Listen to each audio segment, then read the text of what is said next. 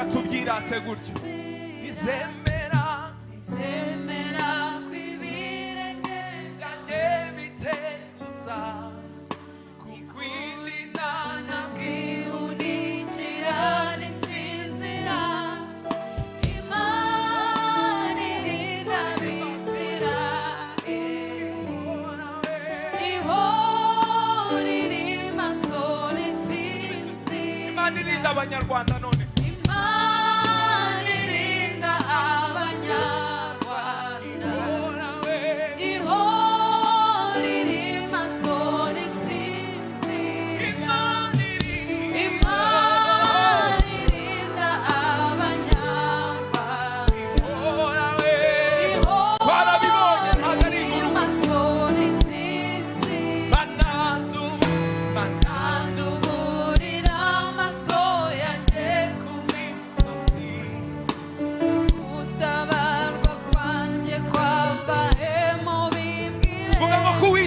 gusa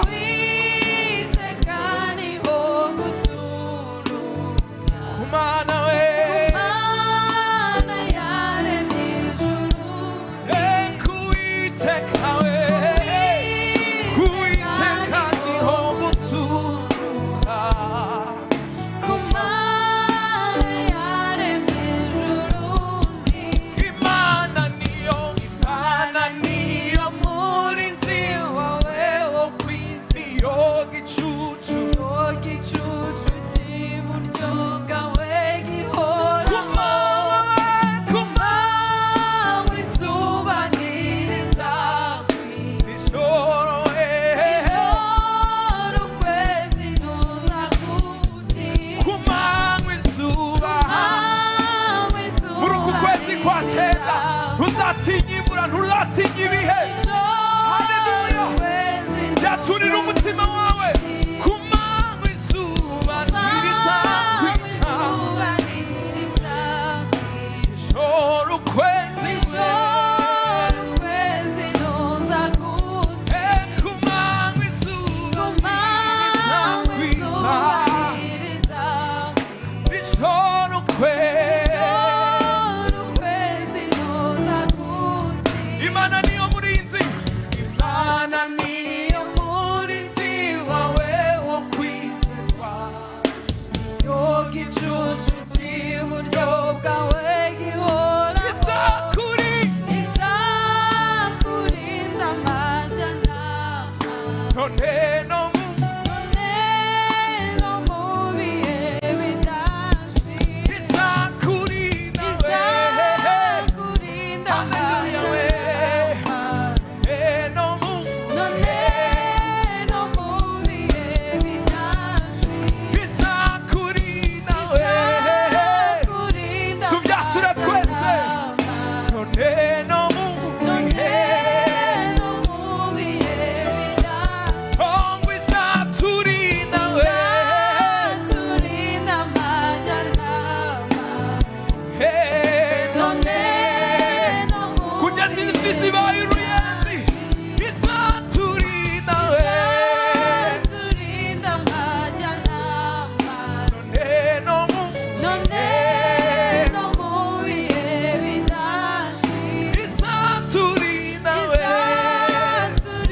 amajyanama none no mu bihe bidashira. Haleluya, haleluya. Bwana Yesu asifiwe. Bwana Yesu asifiwe. Bwana Yesu asifiwe.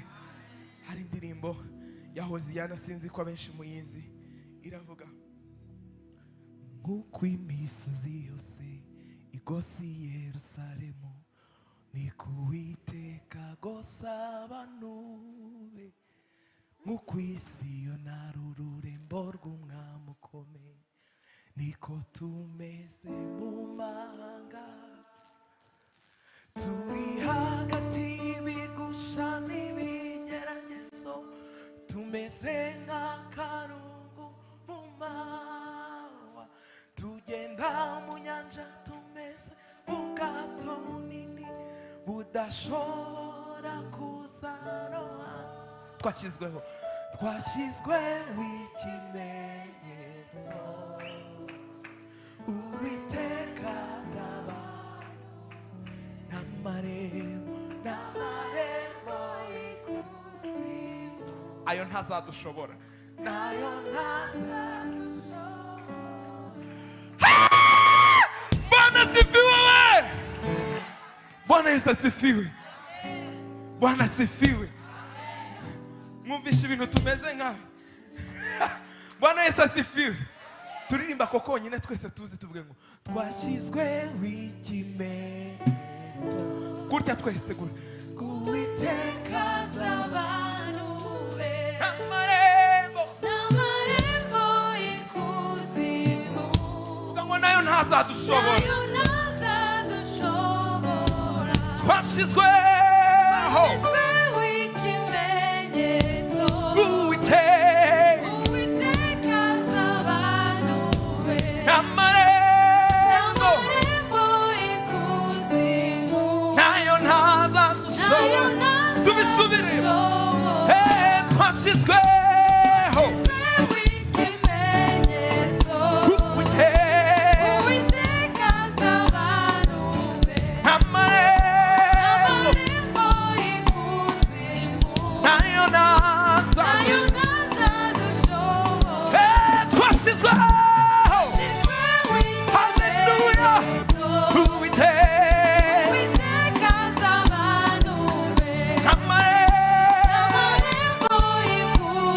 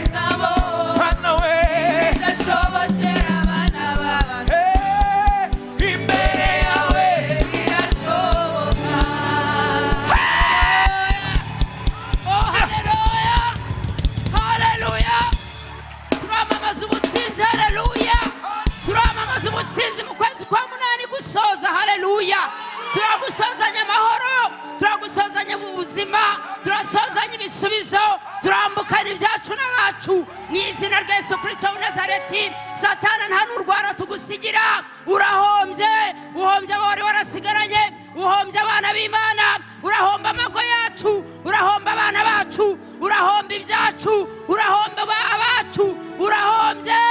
Twambukanye ibyacu mu izina rya Yesu Kristo wa Nazareti. Kwezi kwa cyenda n'ukwezi kumugisha, kwezi kwa cyenda n'ukwezi kubisubizo, kwezi kwa cyenda n'ukwezi kwa kubyara, kwezi kwa cyenda twakira intsinzi, turakira intsinzi, turavuza impundu, twakira impundu, turavuga gutsinda, turagerayo. Haleluya, haleluya, haleluya, haleluya, amen, haleluya, haleluya. Satana aratsinzwe. Ayiwe, hari icyanditswe kiri mu Kuva, ndagira ngo tugisengeremo. Tugiye kwakira gutura ndetse n'ijambo, ariko hari ijambo riri muri Kuva. Twongere duhe Papa Frodoir iteka mwita pastor. I'm so sorry but that's where you're heading to. Kuva ibice 8 umurongo 24. Haleluya, 8:24. Mugihagaza kuko mu kanya tugiye gutura, muhimbaza Imana, muramya Imana, Imana ibaha umugisha. Haleluya, haleluya. 8:24 Kuva. Haleluya. Ni igihe Farawo yewe yari yafatiriye iby'abera, ni igihe Satana yarazi neza ko mu kwezi kwa 8 tugiye kumusigira ibyacu, ariko arabesa turambukana nabyo. Haleluya, twamaze kwambukana nabyo, nta n'urwara tumusigira. Ibyacu byose tugomba kubona mu kwezi kwa 8 twambukanye nabyo mu izina rya Yesu Kristo wa Nazareti. Haleluya, amen. Ku murongo 24 Papa Frodoir. Murongo 24 8:24 haravuga ngo Farawo aramubwira, Farawo arakongorera ati ndabareka mugende, ngo ngaho nimugende mujye mu kwezi kwa 9 yanyu, mujye gutambira Imana yanyu muri Nobu nawe Mutayu. Icyakora ntimuzajye kure cyane, nimujye kure cyane. Yego murashubijwe, yego mugiye kwambuka mu masengesho, yego murambutse mugeze mu kwa 9, ariko muramenye ntimuzajye kure, kugira ngo nimba kenera kubakoresha uburetwa mwongere mugaruke. Ariko duhagaza munsi y'amavuta y'Imana, ariko umubyeyi wacu. Haleluya. Farawo we, nta na kimwe tugusigira, turambukana ibyacu byose, turambukana amafaranga yacu, amayero, amapawundi, amadolari, turambukana urubyaro rwacu rwose, abahungu n'abakobwa turabambukanye, imiryango yacu itarakizwa turayambukanye, kandi turajya kure. Rabasaya makori amandere bosataraba yarababa mandere bosaya, turabyambukana byose, nta na kimwe asigara, kandi turajya kure cyane, turajya kure cyane hadashobora gutera. Komeza Papa Frodoir. Nimujye kure, ntimuzajye kure cyane, yego nimunsabire. Mose aramubwira ati, dore ndava imbere yawe nsohoke, nsaba Uwiteka ngo amarumbo y'ibibugu ejo azave kuri Farawo no ku bagaragu be no ku bantu be. Haleluya, ariko ye kongera kuriganya, ntareke ubwoko bwacu bugenda. haleluya, bugatambira Uwiteka ibitambo. amen. Ubwoko bw'Imana turambuka, turajya hakurya n'ibyacu, turahigurira hakurya mu kwezi kwa 9. Ukwa 9 turahigura byanze bikunze, business zacu zirambuka, amashuri y'abana bacu barambuka, masters barayiga, PhD barayisohoza, bariga. Rebosaya makori amande rebosataraba, akazi ka urambuka urajya muri promotion. Haleluya. Urugo rwawe Satana atekereza kuriganya muri aya mezi asigaye, urambuka urarujyama mu izina rya Yesu Kristo wa Nazareti. No weapon formed against us shall ever prosper. Mu izina rya Yesu Kristo wa Nazareti. Farawo we, back to sender. Turambutse n'ibyacu byose mu izina rya Yesu. We wari urekereje ngo tujye gukorera Imana, imbakoboko nta mafaranga, turayambukanye mu izina rya Yesu Kristo wa Nazareti. Turambukana ubutunzi hakurya, hari business zitegereje, hari zahabu na diyama zidutegereje hakurya mu izina rya Yesu. Hari ubuzima buzira umuze budutegereje hakurya mu kwezi kwa 9. All is well in September to remember. Mu izina rya Yesu Kristo wa Nazareti. Yesu abaho umugisha n'uwasenga yasengana namwe. Haleluya, haleluya, haleluya. Satana aramwaye kandi akozwe n'isoni.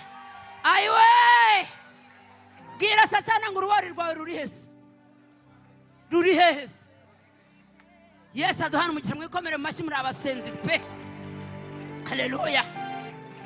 muri abasenzi ndabemera mwabyawe na poso pe muri abana b'Imana ntimusanzwe haleluya ndagira ngo utere haleluya imwe witugatuze kugira ngo Satani abyumve ko amaze kunyeganyeza ibicaniro haleluya haleluya haleluya haleluya haleluya haleluya haleluya haleluya haleluya haleluya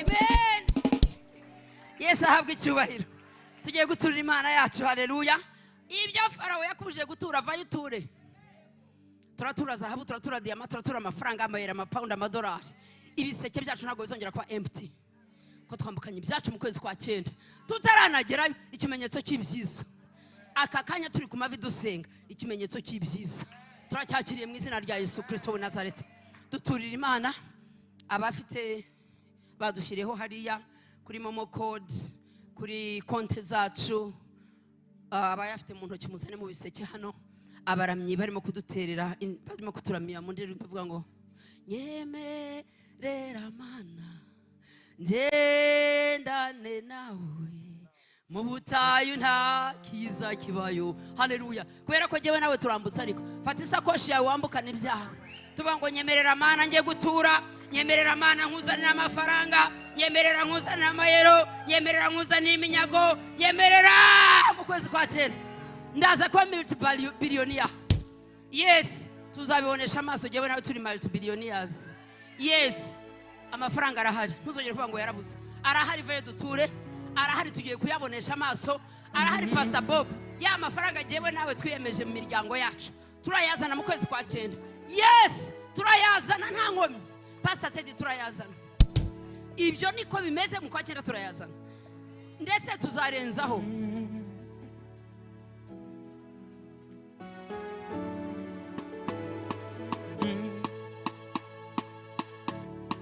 umva inkuru y'urugendo rw'abana ba Isiraheli urugendo Imana yatangije ikaba ari nayirurangiza ab'imitima inagiye barimbukiye mu butayu ukuye Yosuwa na Kalebu abagabo Imana yishimiraga umva inkuru y'urugendo rw'abana ba Isiraheli urugendo Imana yatangije ikaba ari nayo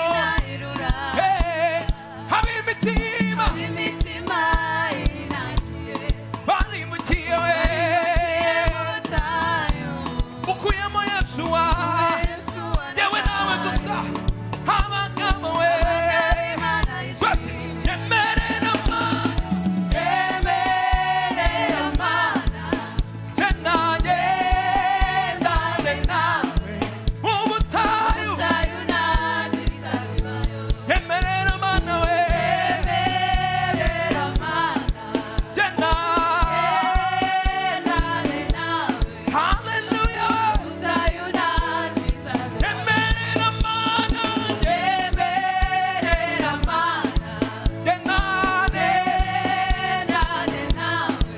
mu butayu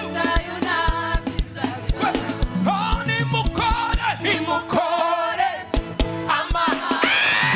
bibwire n'aba bandi bose twese shaka ikintu gusa nimukore ubibwire n'aba bandi bose turasubiramo nimukore Yesuwa bandi bose tugiye yemerera Mana we yemerera Mana gendane mu butayu yemerera Mana we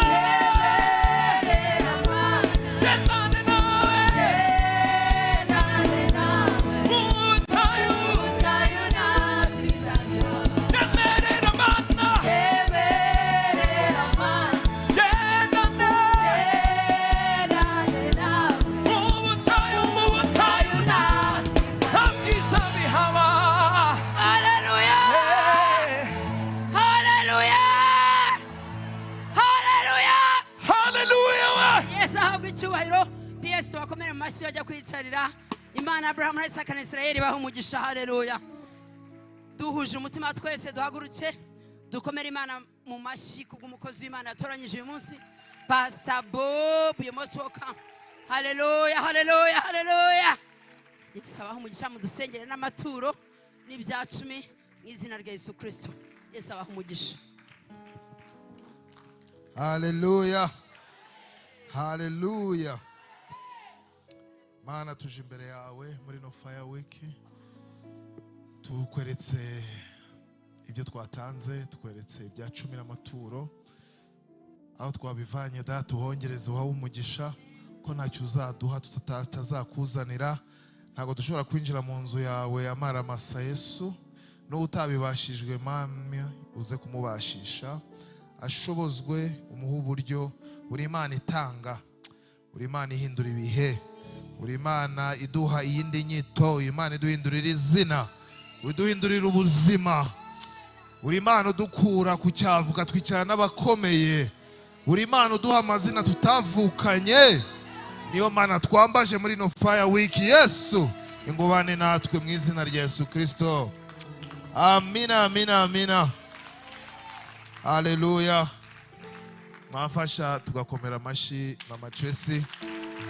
Mama Tracy, Imana imuhe iki? Umugisha, imbaraga, kwaguka no kurama n'amafaranga menshi, kuko turazi neza tudashidikana ko aya Mama Tracy twese twayaryaho. Haleluya. Hari umuntu uba ufite umutima ukamuta aya nayarya. Aya Mama Tracy nayarya pe. Yesu ashimwe. Officially. Haleluya. Karibu muri Fire Week.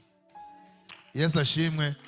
Kubari kuri social media zacu zitandukanye, hari ijambo umushumba yanditse araritwohereza atubwira ati uku kwezi n'ukwezi ko kongera kwandika kandi.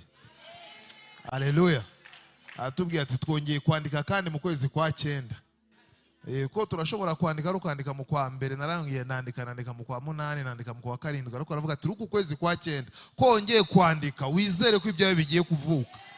Haleluya. Hari umuntu igeze kumbaza arambwira ati ko abakristo mwicara mugomba muvuga ariko rimwe na rimwe tujya tubona bitabaye. Nambwira nturi wo witiranya declaration n'amagambo yo mu muhanda. Yesu ashimwe. Ntigiye mbyohereje bijya mu ijuru bikaziraho bishakiye. Yesu ashimwe. Amagambo mvuga su kwiboostinga, ndi kubwira ikirere nkabibwira n'ibyanjye birahindutse. Haleluya. Ibyo twaje gukora no muri Fire Week, twaje gushinganisha ukwezi kuza. Yesu ashimwe. Nkuko buri kwezi n'ubundi wishura rwaye, buri kwezi wishura assurance. Rero natwe tuje gufata assurance yo kwezi kuza.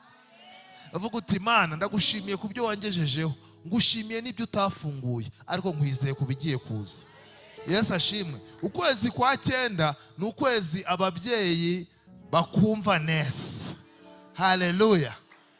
Buriya nabonye abamama iyo bagiye kubyara barahinduka. Nagiraga madame yagiye kubyara arabyimba, nkajya mbwira ngo sante ni kuva mbaho nta mugore usa nawe mwiza. Ariko yabyimbye nawe yareba ifoto akambwira tubibona ute nini byiza pe. Rero nkubwire, hari ahantu ugera ugasa n'uwahindanye, hari ahantu ugera ugasa nk'aho bibabaje, ariko hari ikintu Imana iri gukora muri wowe kugira muri uku kwezi kwa 9 indivuke, umuhamagaro uvuke, icyo yakwandikiye kibe muri kuno kwezi kwa 9. Haleluya. Twinjiye mu kwezi kwa 9 ariko turi mu mwaka wo kwegera Imana mu buryo bwihariye. Haleluya. Rero iyo wayegereye mu buryo bwihariye hari icyo ubyara, hari icyo wumva, hari igihinduka ukuntu wabanaga nayo. Ko kenshi dushaka Imana idukura mu bibazo, ariko hari igihe Imana ivuga ngo reka nze mbibanemo nawe. Haleluya. Ariko muri uku kwezi kwa 9 si Imana igiye kubana natwe mu bibazo, ni Imana igiye gufungura amarembo y'ijuru, bugisubizo cyawe kigusanga aho uri mu izina rya Yesu. Ijambo umushumba yaduhaye tugenderaho ryanditse muri Yeremiya 36. Haleluya. ku murongo wa 28 riravuga ngo ongera wende undi muzingo wandikemo amagambo yose yari mu muzingo wa mbere uwo Yehoyakimu umwami w'Ubuyudaya yatwitse. Amina. Yesu ashimwe. Yari mu gihe aho yagiye kwandika umuzingo abwira umwami ibintu bigiye kuba. Umwami ararakara arawucagagura arawutwika. Haleluya. Buriya gihe ibyanjye birashobora kuba byaratwitswe n'umuturanyi, ariko hari ibintu iyo byatwitswe n'umwami ucika intege, uvuga ngo wenda ntibizongera kugaruka none se umwami yabitwitse. Haleluya. Ariko ufite Imana yo mu ijuru yandika ibyo umwana w'umuntu atazi. Yesu ashimwe. Jye nawe dufite ibintu bitwanditseho tutazi. Hari ibintu Imana yakwanditseho utazi, ariko abantu baratwitse bakwita izina, barasiba bakuraho. Bamaze gusiba bakuraho, nawe iryo zina uraryakira uti uyu ni wegi. Ariko Imana iravuze ngo ongera wandike. Haleluya. Imana iravuze ngo ongera wandike. Ongera wandike. Kwandika nicyo kintu kitibagirikana. Kwandika nicyo kintu cyuzasiga n'abandi bakazagisoma. Kwandika nibyo byatumye Bibiliya uno munsi tuyifite. Baranditse. Yesu ashimwe. Muzi amakuru ya Bibiliya iyo muri ikintu bita ngo l'histoire de l'église, niyo bagenda bagusobanura inshuro zingahe kino gitabo bagitwitse, ariko dore turagifite muri 2025. Haleluya. Imana irakubwiye ngo ongera wandike. Ndashaka ko dufata uyu mwanya, ntago twaje kwigisha, twaje gusenga. Ntago twaje kubigisha amagambo menshi y'ubwenge, ariko twaje kwiga amagambo yo gusengeramo. Imana irakubwiye ngo fata umwanya utekereze ibyawe byasibamye, wongere wandike. Ibyawe byatinze, ibyawe byavanyweho, ibyawe ubona nta cyerekezo bifite, wongere wandike. Ongera tekereza. Fata umwanya utekereza. Ni bingahe warebye ukavuga uti I'm done, aho wacitse intege, aho warekuye. Imana iravuze ngo ongera rero nkubwira, hari igihe umuntu avuga ngo ijambo risubiremo, hari igihe urisubiramo ubwa mbere ugasubiramo ibyo mvuze, warisubiramo ibya kabiri ukabisubiramo kubera uwo mwicaranye atabona ko utabisubiyemo, wabisubiramo ubwa gatatu bikakwegereza. Ongera wandike icyo bisobanura. Ntabwo ndi kukubwira ngo urepete kugira uvuge ibyo ndi kuvuga, urakuze enough, ariko ndashaka ngo ongera wandike ikubererema. Haleluya. Ongera birebe neza, urabizi. Ongera, hari ibyo narabitinzemo, ndawuzengurutsemo uyu musozi igihe kinini, ariko ongera wandike. Iyo Imana ivuze ngo ongera wandike, ntanze andi mahirwe. Haleluya. Ntago nkubwiye ngo, kuko iyo ugeze ku murongo wa 32 arandika agashyiramo n'ibindi bishya. Haleluya. No kuvuga ongera wandike ibyo nkubwiye, ariko kubera ibyawe babiciye ngira nkongeze n'ibindi ntari naguhaye.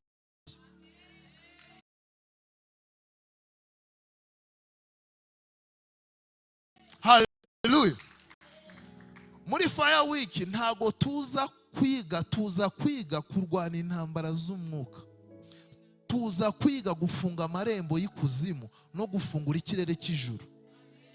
Ntago tuza ngo tuje kwiga ijambo ry'Imana ngo babloke, ngo bandike ngo verse ya mbere ngo yatangire hano. Oya, nje gushinganisha ibyanjye. Haleluya. Nje kuvuga Mana, hari ahantu bijya bigera bikancika, kandi ntako ntagize, ariko hari ijambo rije ku bwawe ngo ongera wandike. Naracitse intege, yewe ibisi bya bindi se n'ubundi n'imyaka mfite ndabona ibinyemerera kutongera kwandika, ariko ijambo ry'Imana riravuze ngo ongera wandike. Ibivuze yoyo ntiyarebye aho uri n'uko ungana, ntiyarebye aho uva, yakubwiye ati jyewe Mana ndavuze ngo ongera wandike. Buriya ijambo sinzi ko mumeze njya ndisubiramo nkarisubiramo, kwandika nkabanza nkandika, kwandika nkabanza nkabitekereza, ariko hari igihe Imana ivuze ngo ongera wandike. Umushumba ijambo yaduhaye narifashe nka profesi. Haleluya. Narifashe nk'ikintu kigiye guhindura ubuzima bwanjye, kongera kwandika. Mfite byinshi ngo ngira nongere nandike. Sinzi ibyaho ukuntu bingana, mfite byinshi ngira nongere nandike. Mfite byinshi nanyuragiye iburyo kandi kunyura ibumoso. Mfite byinshi nashaka kujya hejuru kandi kunyura hasi. Mfite byinshi nakoze esheke. Unazi kubona nk'iyo umuntu atsitaye yaguye, aho kubabara araseka kuko aguye akuze. Ariko asekeshwe n'isoni. Isoni ziramwishe ukuntu kunatembagaye. Tiye barambonye. Wabaye iki? Ntacyo. Ongera wandike. Ibyagukojeje isoni. Aho umwana yagusabye ikintu urakimwima kubera atabushobozi wari ufite. None ijisho ryawe kuri uyo mwana iyo buri gihe agusabye ikintu bikwibutsa kandi. Ongera wandike. Urandika amateka agahinduka, abantu bakibagirwa ibyo wabayemo, bakibuka ibyo ubamo gusa. Haleluya. Nturabibona ko iyo umuntu yakenye batibuka ko ntibamwita ngo ancien pauvre. Bamwita nouveau riche. Haleluya. Hari amazina batakibaho. Nawe ubaho ancien pauvre nindese, ariko nouveau riche abaho. Ni mashya ariko ntacyo nayanjye. Abantu kenshi hari level ugeramo batibuka aho wavuye, ariko bakurebera aho uri. Ongera wandike. Hari ahantu ugera bitagomba ko wisobanura to introduce yourself, ariko gusa ibyo uzanye n'ukuri bikudefininga. Ongera wandike. Ongera wandike. Kw'ijuru rirateranye riricaye gutegereje, iravuga ngo andika nguhindurire amateka. Andika nguvane mu cyiciro kimwe ngujyane mu kindi. Haleluya. Imana kwandikira ibitindaho cyane kurusha ikindi kintu. Mose aragiye yanditse amategeko aje asanga bakoze ibinuze ayakubita hasi arameneka. Imana ambwira ati ongera uzamuke twandika andi. Haleluya. Kwandika ku Mana bifite ikintu kiremereye kurusha uko ugitekereza. Ko ku Mana iyo uri kwandika ntiwandikira wowe, wandikiye n'abazagukomokaho. Haleluya. Sindi kwandikira jewe Bob, ariko ndi kwandikira n'abana banjye n'abuzukuru banjye. Bavuga ngo hari ikintu cyanditswe umunsi runaka ubuzima burahinduka. Hari ikintu cyanditswe amateka yacu afata indi nyito. Haleluya. Nta kintu cyiza nk'Imana yayanditse. Buriya n'Imana ihinduye izina iba yanditse. Yesu ashimwe. Yakobo araza amaze kuriganwa amaze kugira gute, ariko agera ahantu Imana avuga ngo ngiye kuguhindurira izina. Izina ryawe ryanditse ukundi gucya. Imana imwita ishyanga imuvana ku buriganya. Imana igiye kongera kwandika amateka yawe. Yesu ashimwe. Abantu benshi bakurikirana amakuru y'isi, Joe Biden abaye perezida, benshi imbere yaho ntabwo twari tumuzi. Twatangiye kumumenya abaye vice perezida. Ariko muzi ko Joe Biden yabaye vice perezida afite imyaka 70 na.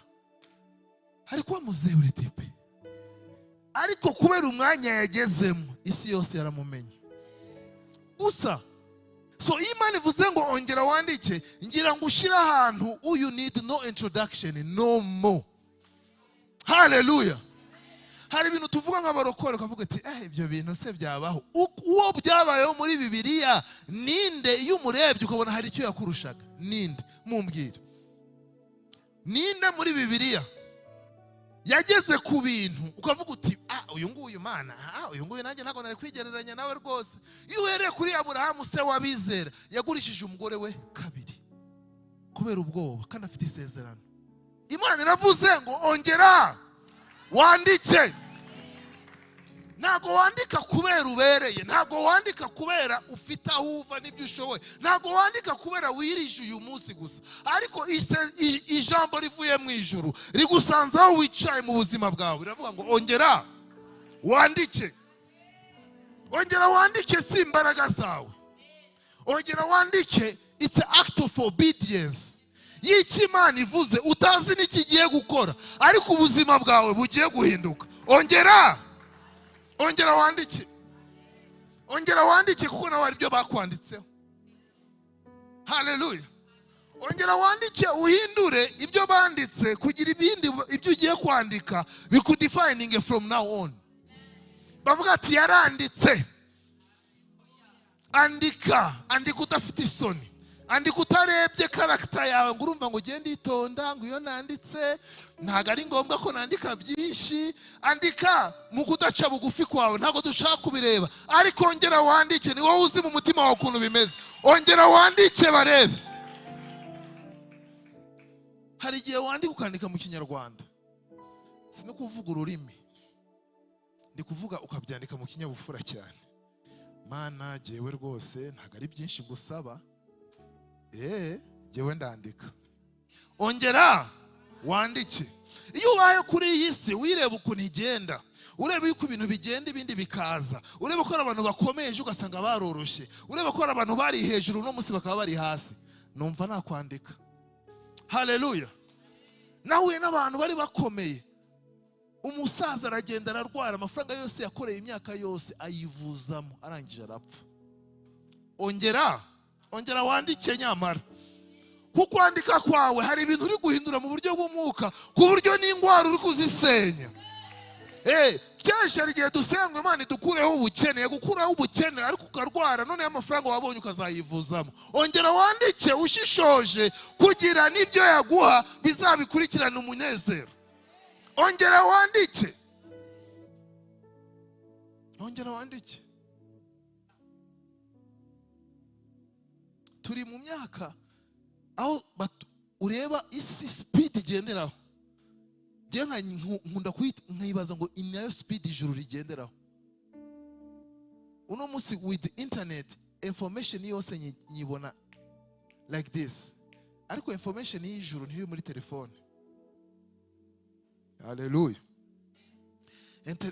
Information y'ijuru iri ku mavi.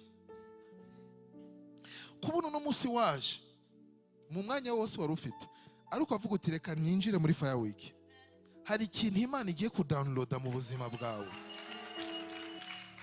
The power of your presence hari ikintu ihindura. Ukavuga uti Imana hari ibindi nari gukora, ariko reka negere inzu yawe, ariko wongere wandike. Haleluya. Uno munsi kuba waje, reka Imana ihindure amateka. Reka ino Fire Week ibe iya mbere mu mfura. N'ibyo twarazigize, n'ukwezi gushize twarazigize, ibisubizo byazo sinzi byari bizazira, ariko I believe in this one. Yuko iyo Mana yavuze ngo nyuma y'amezi 9 umuntu arabyara, yuko ari ikintu cyanjye kigiye kuvuka muri ino Fire Week. Yuko ari ibintu byanze byamaze igihe bigatinda, wumva nabyihorera, ariko muri iyi ngiyi ongera wandike. Uburokore n'ubusazi, ariko ubwo busazi ndabukunda. Haleluya. Ntago nakubwira iyo mbonye ndi gusenga mu cyumba cyanjye ntago wanyemera ko ari jewe. Nukuri hari ibintu, yes I know how to be smart, ndazi kuvuga gahoro gahoro, ushobora gukora na presentation nziza, ariko iyo nzi ko hageze gusenga ntago nongera kwibuka uwo ndiwe, ariko nibuka uwangize. Iyo hageze ko tuca bugufi tukabwira iyo Mana ngo izihindura ibintu ndi kubona ko ntahindura, iyo nsabye Imana ngo ifungure favor na grace mu buzima bwanjye, iyo ndi gusenga Imana for protection and guidance, ntago mbivuga nseka. Oya, ntago mvuga ngo haleluya. Oya, si haleluya. Njya mu ikindi cyiciro cyo gutakira ijuru, nkavuga ngo ahangaha n'igihe nawe data. Hari umuntu yavuze ngo let me be the lion outside so I can come inside and be the lamb that I am really are. Rero reka abantu hanze bakubone nkaho uteye ubwoba, ariko wowe wenyine urazi ko ahantu ugera ugafukama ukavuga uti data wo mu ijuru, bino ntabwo nabishobora nari kumwe nawe, ntabwo naba uno mugabo wowe utambanyemo, ntabwo nashobora ijambo ryawe ngo rihindure ubuzima bwanjye wowe utambereye Imana. Ariko uno munsi ijambo riravuze ngongera wandike. Rero ijambo bivuze ngo wongera wandike, nandika nta bwoba mfite, nandika nkava muri jewe. kuko ngewe nakwandika nkiyemera, nakwandika nkisondeka. Reka nandike mvuga ngo amateka yo kuva uno munsi agiye guhinduka, amateka y'ubuzima bwanjye n'umuryango wanjye ugiye kuvanwaho. Ongera wandike, ongera wandike, Imana ihindura ubuzima bwawe. Ongera wandike, Imana ikuzamure. Ongera wandike. Haleluya, haleluya, Jesus. Yesu ashimwe. Hangiye kuvuga ongera wandike, nibagirwa ibyo navuze n'ibyo nari gutangiriraho, ariko nibaza ko ari umwuka wera ashaka ngo twongere twandike. Yesu ashimwe. Ukwezi Imana iduhaye ko kubyariraho. Yesaya 66 ku murongo w'9 nivuga ngo nzanye muri uyu mwanya ukubyara. Haleluya. Uko kwezi kw'icyenda n'ukwezi ko kubyariraho. Buriya rero Imana, mbese nzatuma batwita ne gutuma babyara. Haleluya. Hari ibintu dutwise mu nda, uzi ko hari ibyo utwita utabwira umugore, hari n'ibyo umugore atwita atabwira umugabo, ari bivanye na season muriho. Agakurira akavuga ati it's not yet time. Ibi bintu numva nta bidiscussinga nawe, bivanye naho tugeze. Ndumva ibingibi naba mbigumanye, ndumva ibingibi nta bikubwira kuko wenda nanagukomeretsa.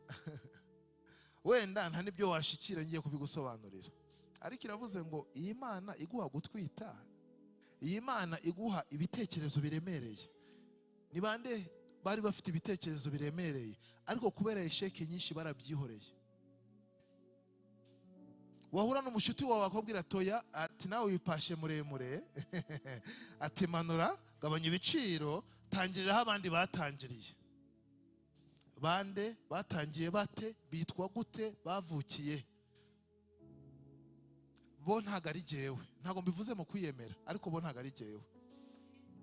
Uno munsi natangira business uri gukora, iyanjye igaferingi yawe igasucceedinga, ntibivanye n'uwayikoze n'uwayitangiye, ntibivanye na season, ariko bivanye n'iki Imana nyanditseho. Yesu ashimwe. Ambwira ati none koko mbese nzatuma batwita ne gutuma babyara? Icyo ngo nicyo Uwiteka ari kukubaza. Haleluya. Ni ikibazo Uwiteka ari kukubaza. Azatuma utwita ye gutuma ubyara?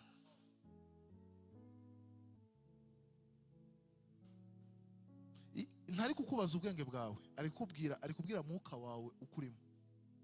Kuko wowe urabikubita muri filtre ya intellect yawe, ubimanure usange nabyo byashoboka. Ariko icyo ari kuvugana nacyo, ari kuvugana no kwizera kwawe. Kubera ukwizera niko konyene gukonekita n'ijuru, kugakurura ibitazaga. Haleluya.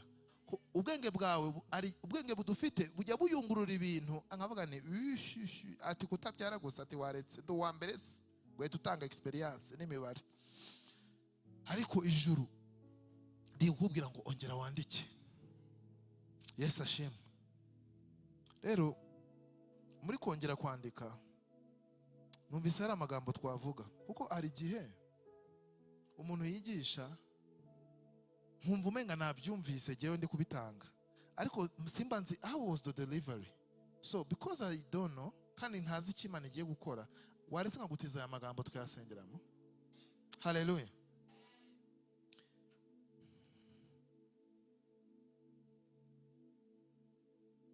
Yesu ashimwe.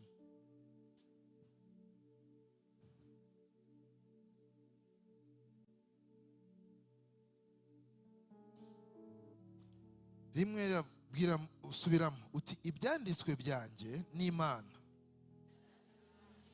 ntibishobora gusibama. Inkuru yanjye iri mu biganza by'Imana. Ubuzima bwanjye burashinganishijwe. Urazi ari amagambo to declaringa agasohoka nk'amagambo, ariko mu ijuru akaba impumuro. Hari umuririmbyi yaririmbye ngo first was fragrance, and then it turned to fire. My worship is my weapon, and this is how I win my battles.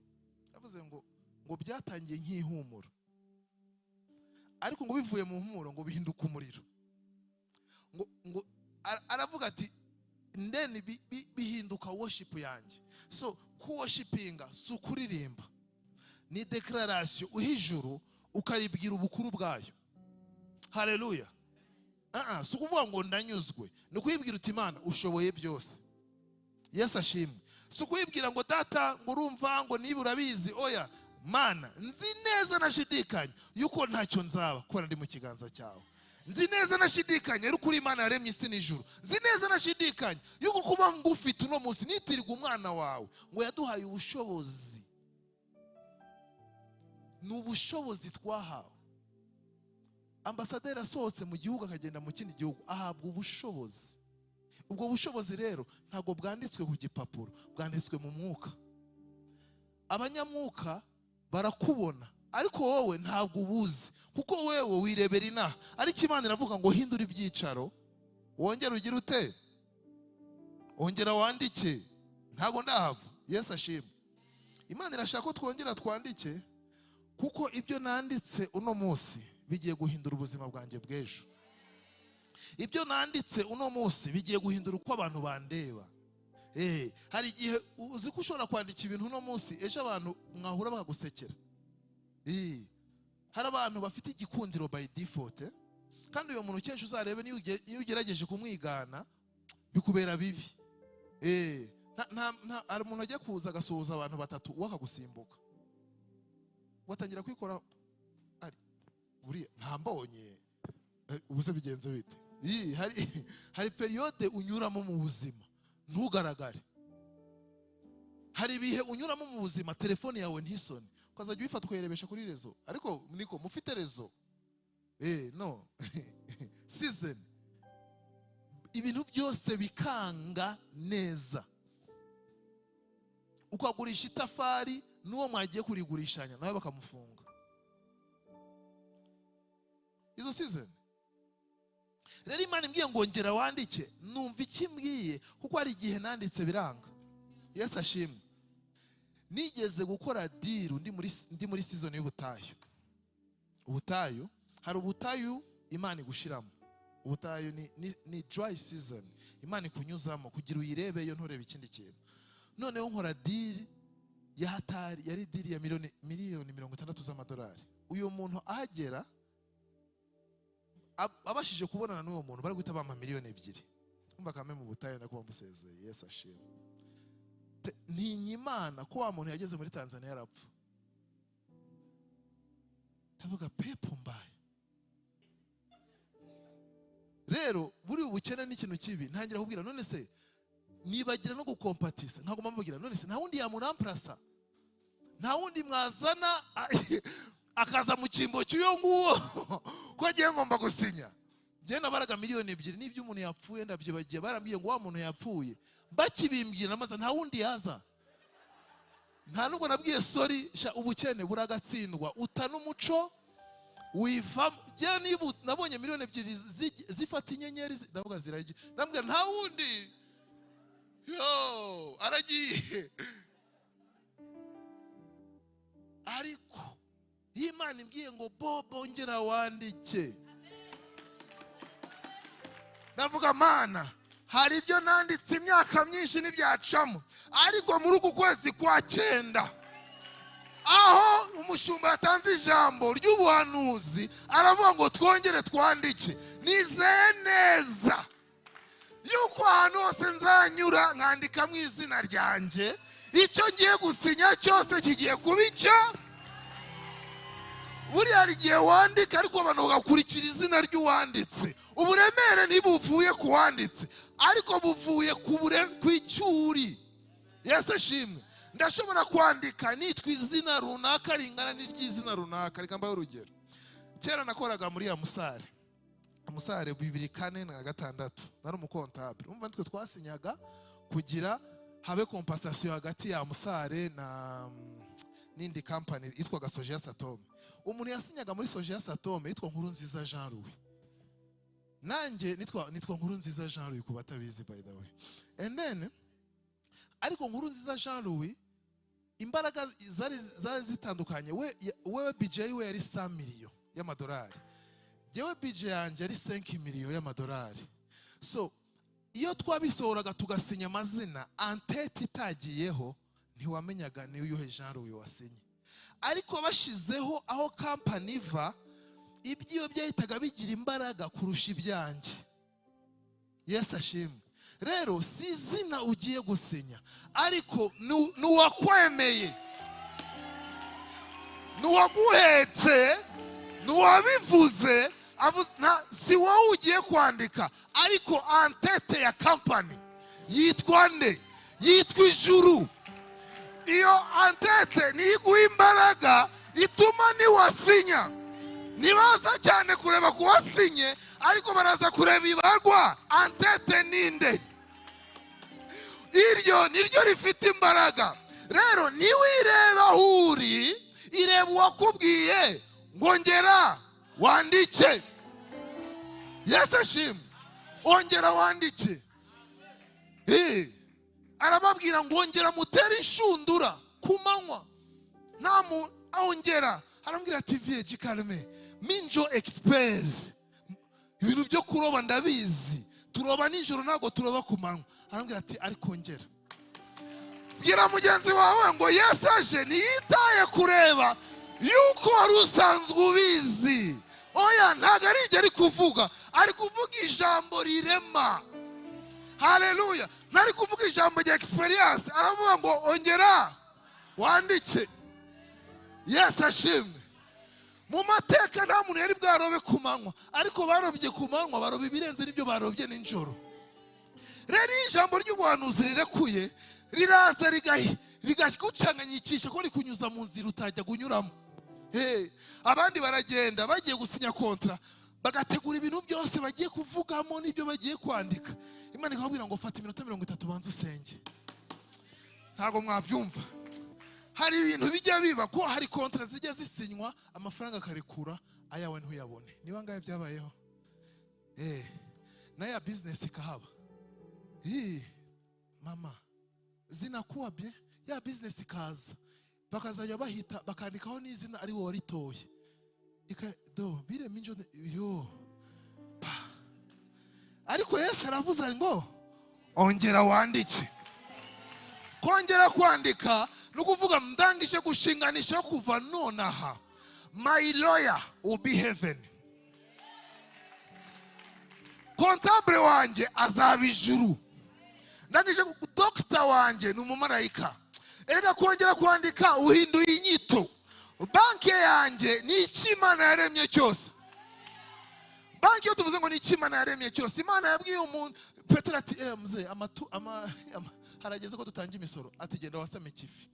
Icyo yaremye cyose gifite imbaraga zo kukwitaba.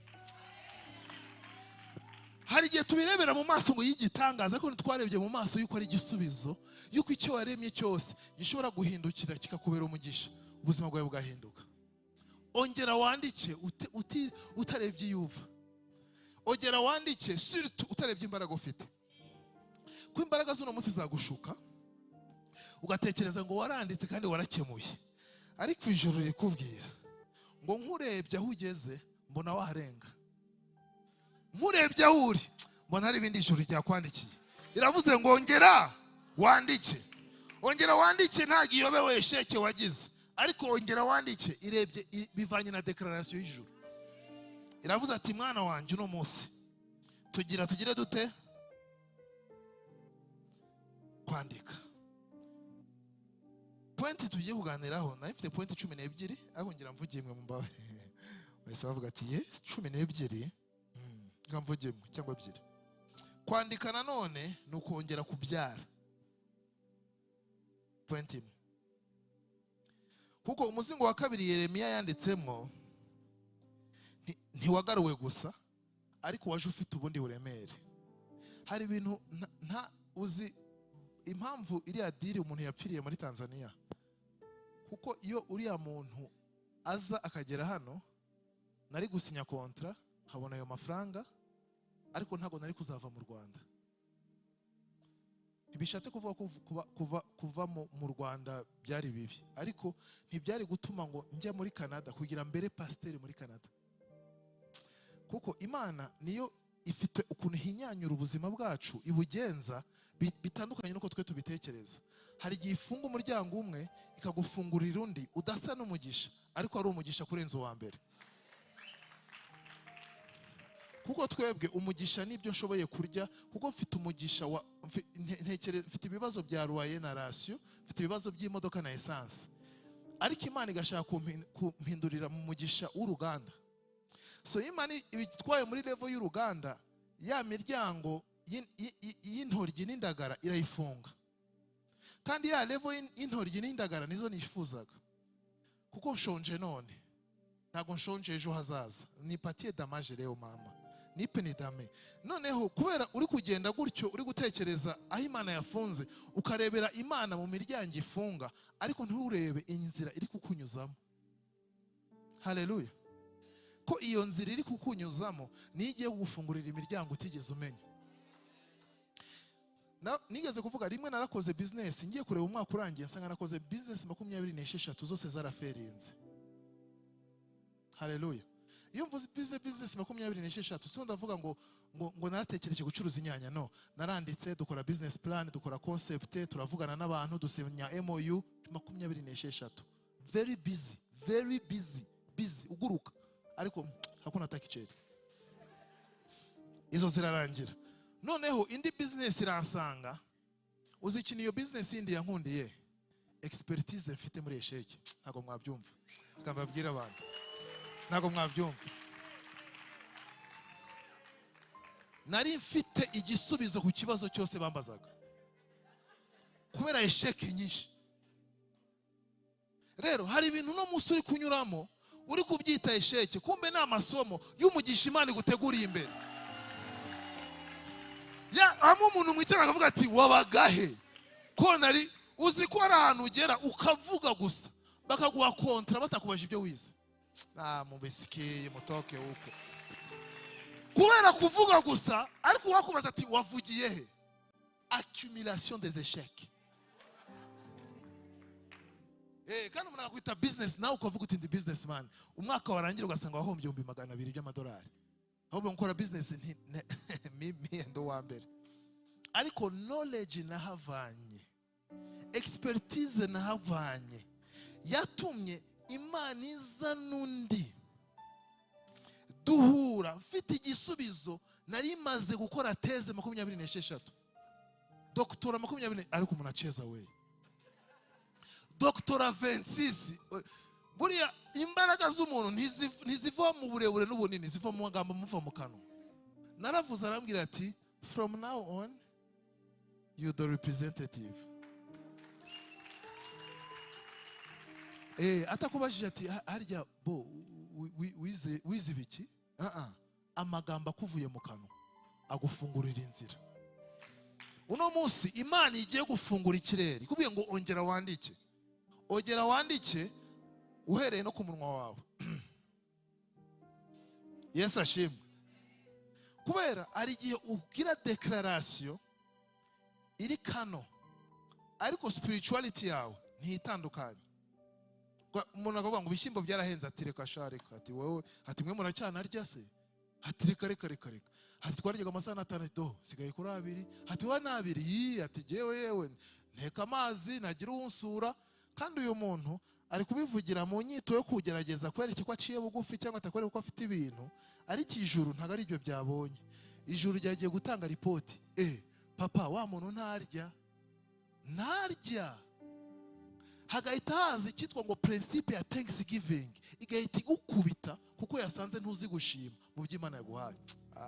Ibyo tuzabivuga ikindi gihe. So Imana ivuze ngo ongera wandike, iravuze ngo ongera, kuko ntago wandika utatekereje. Imana iravuze ngo fata umwanya wongera utekereze icyo ndi ku buzima bwawe, imbaraga mfite mu kurema isi n'ijoro mu minsi 6, kugira ngo ubwire ko n'ibyawe nabirema mu munsi umwe bigahinduka. Ivuze ngo ongera wandike, ninde ubimbajije? kuko nshobora guhura n'umuntu hanze akambwira ati harya wari ufite umushinga, buriya uzi ko imbaraga zivuye ku bikubajije. Ntibivuye ku kwandika gusa, ariko bivuye ku bimbajije, sibyo? Hari nk'umusore hano yambwira ati hari umushinga, ati ongera wandike uwumpe. Namureba ko agiye gufata moto atashye aga wowe umushinga nawe urawushaka ugasuzugura umuntu, ariko kubera ukuntu ameze. So Imana yo mu ijuru, rero nkubwire, iyi ni rendez-vous spirituel. Ijuru riravuze ngo sinitayeho ku cyuri, ariko nyitaye ku kirere urimo, kuko hari n'umugisha w'ikirere. Iravuze ngo kubera iki kirere wicayemo, ongera wandike, mfungure ibyo ntigeze mfungura, n'ibyari byaranze, n'ibyo wakoze inshuro 6 biranga. Imana iravuze ngo ongera wandike, bifungure. Yesu ashimwe. Tugiye gusoza dusenga. Ko ari muri Fire Week, ari igihe mba numva nta kwicisha umuntu amagambo. Yohana 19 ku murongo wa 22 niryo jambo tugiye gusoreza. Yohana 19 ku murongo wa 22. Yesu ashimwe. Ngo Pilato arabasubiza ati icyo nanditse amabwire. Hari igihe n'Imana ituma abami bakwandikira. Mbashize muri context dusoza hano, yari igihe Yesu yari agiye kubambwa ku giti, bari bagiye kumubambaho. Abayuda bashaka ko yandika ngo wigize umwami w'Abayuda, ariko Pilato yandika ngo iki? Kuko yagomba gusohoza icyo Imana yari yaravuze. Ntabwo muri kubyumva. Hari ikintu Imana yavuze ku buzima bwawe, igihe womba gusohoza. Hari ibyo utaziyandikira, hari ibyo abantu bagiye kukwandikira, ariko bigiye gucanganyikisha n'abakureze. Bigiye gucanganyikisha n'abakureze, kuko bakureze bavuze ngo yarigize, ariko umwami arandika ati niwe. Rero ibyo bakwita ngo yarigize, hari abagiye kuvuga ngo ya niwe. Haleluya. Kuko yagomba gushitsa icyo Imana yari yaravuze. Yavuze ngo ibyo nanditse ngufitiye inkuru nziza. Icyo Imana yakwanditseho yacyanditse. Nta muntu n'umwe ku isi ufite uburenganzira bwo kugihindura. Nta n'imbaraga yafite imbaraga. Hari umuntu ushobora kubirogoya, hari umuntu ushobora kubihagararamo, ariko nta mbaraga afite byo kubihindura. Yesu ashimwe. Pilato arabwira icyo nanditse nacyanditse. Yesu ashimwe. Tugiye gusenga. Hari icyo Imana yakwanditseho, ariko ya Mana yanditse nigarutse irakubwira ngo ongera wandike. Ongera wandike. It's like a refreshment. It's like a refresh oil. Yongera kuzika kumanukaho. Hari igihe hagera ukumva urongeye kwizera kandi. Hari igihe unyura mu bintu ukabimara imyaka 5 ukumva niko bigomba kumera. Ariko Imana iravuze ngo ongera wandike. Kuko aho uri, level yose umuntu ariho hano muri no sare, Imana yavuze ngo hari indi level iri hejuru yayo. Haleluya. Iyo mu ijuru yavuze ngo hari indi level iri hejuru yaho. Ongera wandike. Warigeze kubaho wifuza, ariko no munsi Imana iravuga ongera wandike. Isengesho rya Jabesi navuga ngo Mana nongirira neza. Yatangiye ahera mu muryango avukamo, ahera mu bwoko bw'iwabo, asanga kugirirwa neza kuko yari mu isezerano rya kera, was by merit. Ntago ari kugirirwa neza, ariko akavuga ati Mana niwangirira neza ukampa ubuzima bwiza, ukampa gukira, ukampa kurama, I'm here to serve you. Imana ngo kumuhisabye gutyo ngiye kubigukorera. Rero ntiwirebe uriwe, ariko reba uwabikubwiye. Arabwiye ngo ngera wandike. Mu kwandika ntiwisondeke, ntiwandike bike, ko ufite byinshi mu buturo bwayo bitagira uko bingana, kandi byose yabizaniye ge nawe. Haleluya. Tugiye gusenga.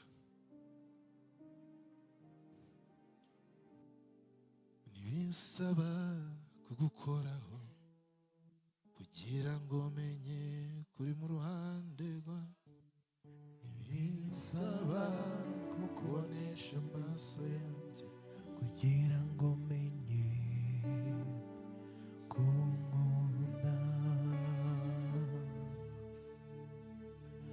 ntibinsaba kugukorako kugira ngo menye kuri mu ruhande rwawe ntibisaba Imana irahari. kukubonesha amaso yanjye kugira ngo Imana irahari. menye kunkunda irashaka kukubwira ko bitagusaba kuyikoraho kugira wumve ko ihari ariko irahari irahari. Hari ijambo yarekuye mu kirere cy'umwuka kandi irashaka ko iryo jambo ari buri downloada mu buzima bwawe. Umuririmbyi niwe yaririmbye ngo ntibinsaba kugukoraho kugira amenye kuri mu ruhande rwanjye. Uno munsi Imana irahari muri Fire Week aho tugiye gushinganisha ubuzima bwacu n'ibyacu kugira ukwezi kw'icyenda kutubera ukwezi kw'amashimwe, kutubera ukwezi kwa delivery, ukwezi ko kubyara ibitangaza n'ibitwumiza, ukwezi ko guhindurirwa amateka mu buzima bwacu. Wemiyagiraza nanjye nkashikama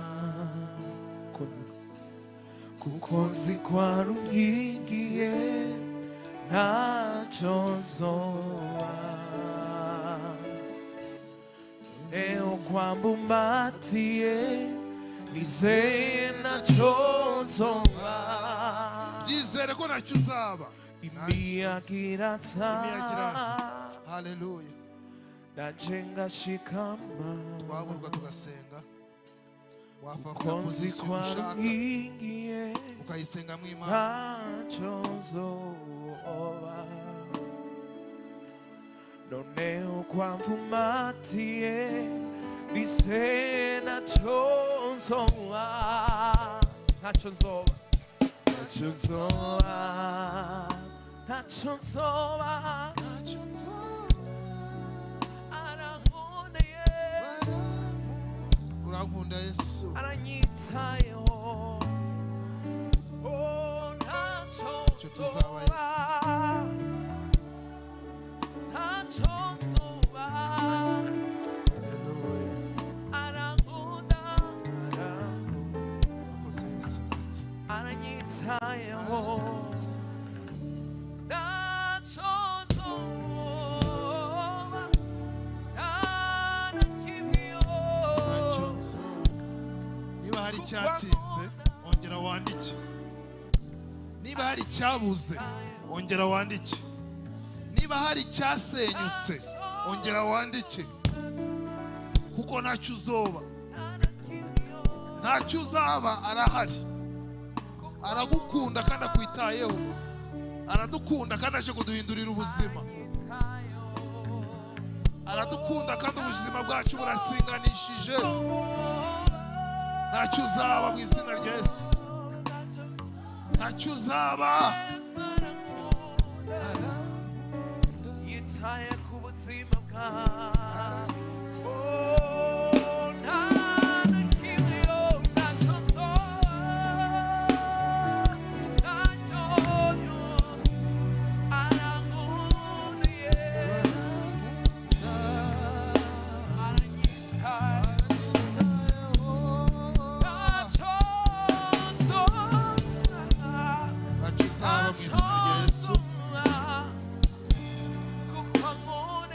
ijuru rikwishimire, ijuru riguhaye ubuhanuzi bushya, ijuru rikubwiye ngo ushinganishe naryo ukundi, rirakwitayeho rije guhindura ubuzima bwawe.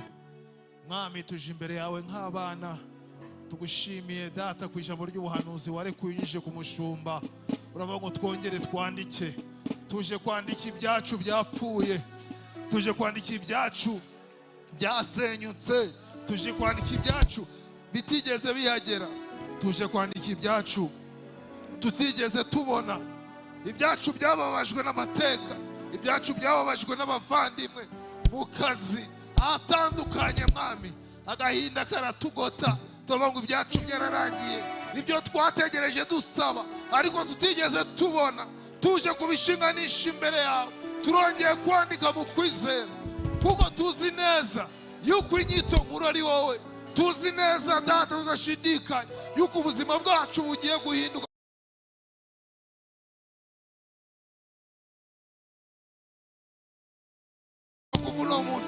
kuri no fire week. Yesu ugishindikanishije ibyacu. Turazi ko muri uku kwezi kwa 9 tugiye kubyara ibitigeze bivuka. Izi nda twatwaye amezi menshi, twatwaye imyaka myinshi.